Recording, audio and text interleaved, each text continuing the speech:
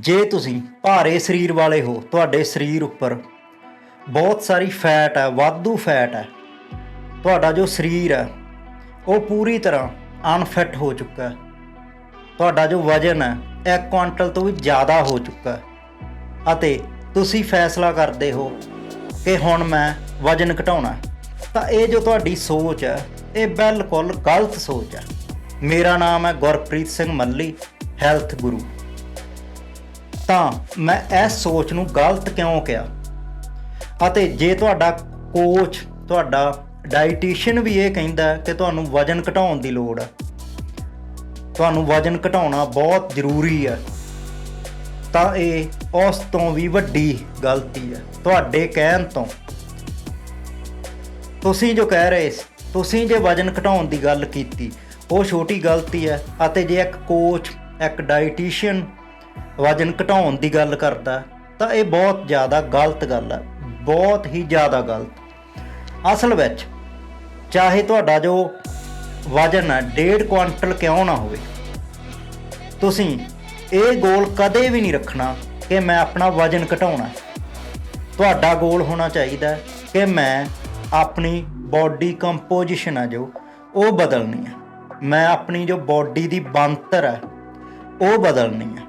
ਤਾਂ ਇਸ ਲਈ ਜੋ ਪਹਿਲਾ ਕੰਮ ਹੈ, ਜੋ ਸਭ ਤੋਂ ਜ਼ਰੂਰੀ ਕੰਮ ਹੈ, ਉਹ ਮਸਲ ਨੂੰ ਗੇਨ ਕਰਨਾ ਹੁੰਦਾ, ਮਸਲ ਨੂੰ ਤਕੜੇ ਕਰਨਾ ਹੁੰਦਾ, ਕਿਉਂਕਿ ਜੋ ਇੱਕ ਅਨਫਿਟ ਮਨੁੱਖ ਹੈ, ਜ਼ਰੂਰਤ ਤੋਂ ਜ਼ਿਆਦਾ ਭਾਰ ਵਾਲਾ ਮਨੁੱਖ ਹੈ, ਉਸ ਦੇ ਜੋ ਮਸਲ ਹੈ ਉਹ ਕਮਜ਼ੋਰ ਵੀ ਹੋ ਚੁੱਕੇ ਹੁੰਦੇ ਆ ਅਤੇ ਉਹਨਾਂ ਵਿੱਚ ਅਸੰਤੁਲਨ ਵੀ ਆ ਚੁੱਕਾ ਹੁੰਦਾ, ਯਾਨੀ ਉਸ ਦੇ ਕੁਝ ਮਸਲ ਤਾਂ ਜ਼ਰੂਰਤ ਤੋਂ ਵੀ ਕਮਜ਼ੋਰ ਹੋ ਚੁੱਕੇ ਹੁੰਦੇ ਆ, ਕਿਉਂਕਿ ਅਜਿਹੇ ਜੋ ਮਨੁੱਖ ਹੈ ਉਹ ਆਰਾਮ ਪ੍ਰਸਤ ਜ਼ਿੰਦਗੀ ਵਾਲੇ ਹੁੰਦੇ ਆ, ਤਾਂ ਉਹਨਾਂ ਦੀਆਂ ਜੋ ਲੱਤਾਂ ਉਹ ਥੋੜ੍ਹਾ ਬਹੁਤਾ ਕੰਮ ਕਰ ਰਹੀਆਂ ਹੁੰਦੀਆਂ, ਕਿਉਂਕਿ ਉਹ ਥੋੜ੍ਹਾ ਬਹੁਤਾ ਤੁਰਦੇ ਆ। ਪਰ ਜੇ ਤੁਸੀਂ ਉਹਨਾਂ ਨੂੰ ਆਪਣੀਆਂ ਬਾਹਾਂ ਉੱਪਰ ਨੂੰ ਉਠਾਉਣ ਨੂੰ ਕਹੋ ਤਾਂ ਇਹ ਵੀ ਉਹਨਾਂ ਨੂੰ ਮੁਸ਼ਕਲ ਲੱਗਦਾ ਹੁੰਦਾ। ਤਾਂ ਤੁਹਾਡਾ ਜੋ ਸਭ ਤੋਂ ਪਹਿਲਾ ਕੰਮ ਹੈ ਉਹ ਹੈ ਆਪਣੇ ਮਸਲ ਦੀ ਸਟਰੈਂਥਨਿੰਗ ਕਰਨੀ, ਮਸਲ ਨੂੰ ਤਕੜੇ ਕਰਨਾ, ਅਤੇ ਦੂਸਰਾ ਕੰਮ ਹੈ ਫੈਟ ਨੂੰ ਘਟਾਉਣਾ, ਨਾ ਕਿ ਵਜ਼ਨ ਨੂੰ ਘਟਾਉਣਾ। ਜਦੋਂ ਗੱਲ ਵਜ਼ਨ ਦੀ ਆਉਂਦੀ ਹੈ ਤਾਂ ਉਸ ਵਕਤ ਤੁਸੀਂ ਆਪਣੇ ਸਰੀਰ ਵੱਲੋਂ ਅੱਖਾਂ ਮੀਚ ਲੈਂਦੇ ਹੋ, ਤੁਸੀਂ ਆਪਣੇ ਸਰੀਰ ਵੱਲ ਦੇਖਦੇ ਵੀ ਨਹੀਂ, ਤੁਸੀਂ ਸਿਰਫ ਵਜ਼ਨ ਚੈੱਕ ਕਰਨ ਵਾਲੀ ਮਸ਼ੀਨ ਵੱਲ ਦੇਖਦੇ ਹੋ। ਜੇ ਤੁਹਾਡਾ ਵਜ਼ਨ ਮਹੀਨੇ ਵਿੱਚ 5 ਕਿਲੋ ਜਾਂ ਜ਼ਿਆਦਾ ਭਾਰੇ ਹੋ ਤੁਸੀਂ, ਤਾਂ 10 ਕਿਲੋ ਘਟ ਗਿਆ, ਤਾਂ ਤੁਸੀਂ ਇਸ ਨੂੰ ਆਪਣੀ ਬਹੁਤ ਵੱਡੀ ਪ੍ਰਾਪਤੀ ਮੰਨ ਲੈਂਦੇ ਹੋ।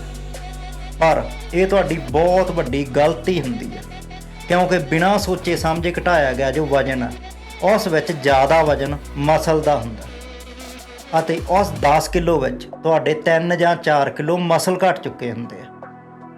ਤੁਹਾਡੇ ਜੋ ਸਰੀਰ ਦੀ ਸ਼ੇਪ ਹੈ ਉਹ ਪਹਿਲਾਂ ਤੋਂ ਵੀ ਵਿਗੜ ਜਾਂਦੀ ਹੈ, ਤੁਹਾਡਾ ਜੋ ਚਿਹਰਾ ਹੈ ਉਹ ਬਿਲਕੁਲ ਢਲਕ ਜਾਂਦਾ, ਚਿਹਰੇ ਦੀ ਚਮੜੀ, ਪੂਰੇ ਜੋ ਸਰੀਰ ਦੀ ਚਮੜੀ ਹੈ ਢਿੱਲੀ ਪੈ ਜਾਂਦੀ ਹੈ। ਪਰ ਤੁਸੀਂ ਫਿਰ ਵੀ ਆਪਣੀਆਂ ਅੱਖਾਂ ਬੰਦ ਰੱਖਦੇ ਹੋ, ਸਰੀਰ ਵੱਲੋਂ ਅੱਖਾਂ ਮੀਚੀ ਰੱਖਦੇ ਹੋ। ਤੁਹਾਨੂੰ ਜੋ ਥੋੜ੍ਹਾ ਬਹੁਤਾ ਚੱਲਣਾ ਫਿਰਨਾ ਪਹਿਲਾਂ ਤੋਂ ਵੀ ਜ਼ਿਆਦਾ ਮੁਸ਼ਕਲ ਲੱਗਣ ਲੱਗਦਾ, ਅਤੇ ਤੁਹਾਡਾ ਜੋ ਗ੍ਰਹਿਸਥ ਜੀਵਨ ਹੈ ਉਸ ਉੱਪਰ ਵੀ ਇਸ ਦਾ ਬਹੁਤ ਬੁਰਾ ਅਸਰ ਹੋਣ ਲੱਗਦਾ, ਕਿਉਂਕਿ 3 ਜਾਂ 4 ਕਿਲੋ ਮਸਲ ਲਾਸ ਹੋਣ 'ਤੇ ਤੁਹਾਡਾ ਜੋ ਟੈਸਟੋਸਟੀਰਨ ਆ ਉਹ ਬਹੁਤ ਨੀਵੇਂ ਪੱਧਰ ਉੱਪਰ ਚਲਾ ਜਾਂਦਾ, ਤੁਹਾਡੇ ਜੋ ਗਰੋਥ ਹਾਰਮੋਨ ਆ ਉਹ ਵੀ ਨਾ ਦੇ ਬਰਾਬਰ ਹੀ ਸਰੀਰ ਵਿੱਚ ਬਚੇ ਰਹਿ ਜਾਂਦੇ ਆ, ਅਤੇ ਹੋ ਸਕਦਾ ਤੁਸੀਂ 10 ਕਿਲੋ ਵਜ਼ਨ ਘਟਾ ਲਿਆ ਅਤੇ ਜ਼ਿਆਦਾ ਤੋਂ ਜ਼ਿਆਦਾ 10 ਹੋਰ ਘਟਾ ਲਓ, ਪਰ ਉਸ ਵਕਤ ਤੱਕ ਤੁਸੀਂ ਖੁਦ ਨੂੰ ਬਿਮਾਰ ਮਹਿਸੂਸ ਕਰੋਗੇ, ਅਤੇ ਤੁਹਾਡਾ ਬਹੁਤ ਸਾਰਾ ਜੋ ਮਸਲ ਮਾਸ ਹੈ, ਜੋ ਤੁਹਾਡੇ ਮਸਲ ਹੈ ਉਹ ਖੁਰ ਚੁੱਕੇ ਹੋਣਗੇ, ਅਤੇ ਥੋੜ੍ਹੀ ਖੁਰਾਕ ਖਾਣ ਦੇ ਬਾਵਜੂਦ ਤੁਹਾਡਾ ਵਜ਼ਨ ਫਿਰ ਤੋਂ ਵਧਣਾ ਸਟਾਰਟ ਹੋ ਜਾਵੇਗਾ, ਅਤੇ ਤੁਸੀਂ ਹੈਰਾਨ ਹੋ ਜਾਓਗੇ ਕਿ ਅਜਿਹਾ ਕਿਉਂ ਹੋ ਰਿਹਾ। ਅਤੇ ਜੋ ਤੁਹਾਡੇ ਕੋਚ ਨਾਲ ਜਾਂ ਤੁਹਾਡੇ ਡਾਈਟੀਸ਼ੀਅਨ ਨਾਲ ਜੋ ਤੁਹਾਡਾ ਐਗਰੀਮੈਂਟ ਸੀ ਉਹ ਵੀ ਉਦੋਂ ਤੱਕ ਖਤਮ ਹੋਣ ਲੱਗਦਾ, ਅਤੇ ਉਹ ਜੋ ਟ੍ਰੇਨਰ ਆ ਜਾਂ ਜੋ ਡਾਈਟੀਸ਼ੀਅਨ ਆ ਉਹ ਜ਼ਿੰਮੇਵਾਰੀ ਤੋਂ ਮੁਕਤ ਹੋ ਜਾਂਦਾ, ਉਸ ਨੇ ਇੱਕ ਵਾਰ ਤੁਹਾਡਾ ਵਜ਼ਨ ਘਟਾ ਦਿੱਤਾ।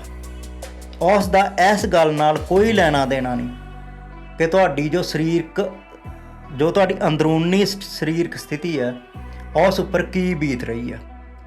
ਅਤੇ ਜੋ ਤੁਸੀਂ 15 ਜਾਂ 20 ਕਿਲੋ ਵਜ਼ਨ ਘਟਾਇਆ ਸੀ, ਇਹ ਆਉਣ ਵਾਲੇ 6 ਮਹੀਨਿਆਂ ਤੋਂ ਲੈ ਕੇ 2 ਸਾਲ ਦੇ ਅੰਦਰ ਵਾਪਸ ਆਉਣਾ ਤੈਅ ਹੁੰਦਾ। 99% ਮਾਮਲਿਆਂ ਵਿੱਚ ਘੱਟ, ਪਹਿਲਾਂ ਦੀ ਤੁਲਨਾ ਵਿੱਚ ਘੱਟ ਖੁਰਾਕ ਖਾਂਦੇ ਹੋਏ।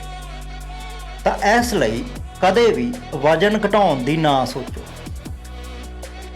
ਸਰੀਰ ਦੀ ਬਣਤਰ ਬਦਲਣ ਦੀ ਸੋਚੋ, ਬੋਡੀ ਕੰਪੋਜੀਸ਼ਨ ਚੇਂਜ ਕਰਨ ਦੀ ਸੋਚੋ।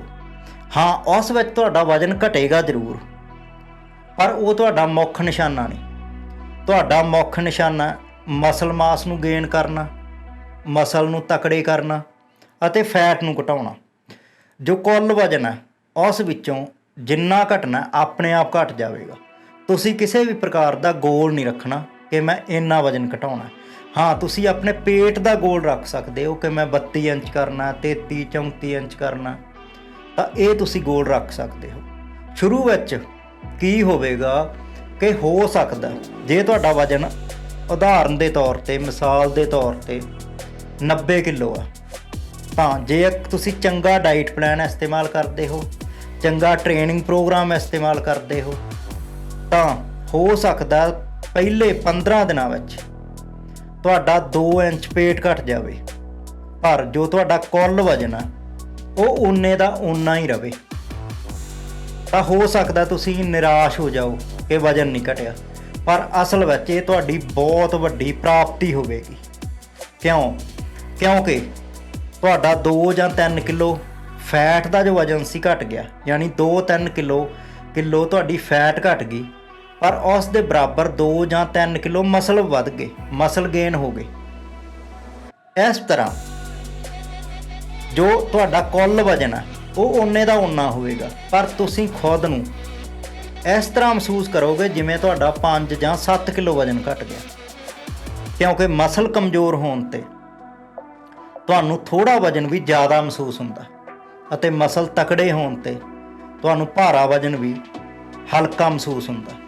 ਉਦਾਹਰਨ ਦੇ ਤੌਰ 'ਤੇ ਜੇ ਕਿਸੇ ਮਨੁੱਖ ਦਾ 80 ਕਿਲੋ ਵਜ਼ਨ ਹੈ ਅਤੇ ਉਹ ਚੰਗੀ ਤਰ੍ਹਾਂ ਭੱਜ ਦੌੜ ਲੈਂਦਾ ਅਤੇ ਇੱਕ ਦਿਨ ਉਹ ਬਿਮਾਰ ਹੋ ਜਾਂਦਾ, ਅਤੇ ਬਿਮਾਰ ਹੋਣ 'ਤੇ ਉਸ ਦਾ 20 ਕਿਲੋ ਵਜ਼ਨ ਘਟ ਜਾਂਦਾ, ਉਹ ਬਹੁਤ ਜ਼ਿਆਦਾ ਬਿਮਾਰ ਹੋ ਜਾਂਦਾ, ਤਾਂ ਹੁਣ ਉਸ ਦਾ ਵਜ਼ਨ ਸਿਰਫ 60 ਕਿਲੋ ਹੈ, ਪਰ ਉਹ ਬਿਮਾਰ ਹੈ, ਕਮਜ਼ੋਰ ਹੈ। ਤਾਂ ਤੁਹਾਨੂੰ ਕੀ ਲੱਗਦਾ ਉਹ 80 ਕਿਲੋ ਦੀ ਤੁਲਨਾ ਵਿੱਚ ਜਦੋਂ ਉਹ 80 ਕਿਲੋ ਦਾ ਸੀ ਓਨਾ ਭੱਜ ਦੌੜ ਸਕੇਗਾ? ਬਿਲਕੁਲ ਨਹੀਂ, ਕਿਉਂਕਿ ਹੁਣ ਉਹ ਬਹੁਤ ਕਮਜ਼ੋਰ ਹੋ ਚੁੱਕਾ। ਪਰ ਜੇ ਅਸੀਂ ਦੂਸਰੇ ਪੱਖ ਤੋਂ ਸੋਚੀਏ ਤਾਂ ਹੁਣ ਉਹ 20 ਕਿਲੋ ਹਲਕਾ ਵੀ ਹੋ ਚੁੱਕਾ,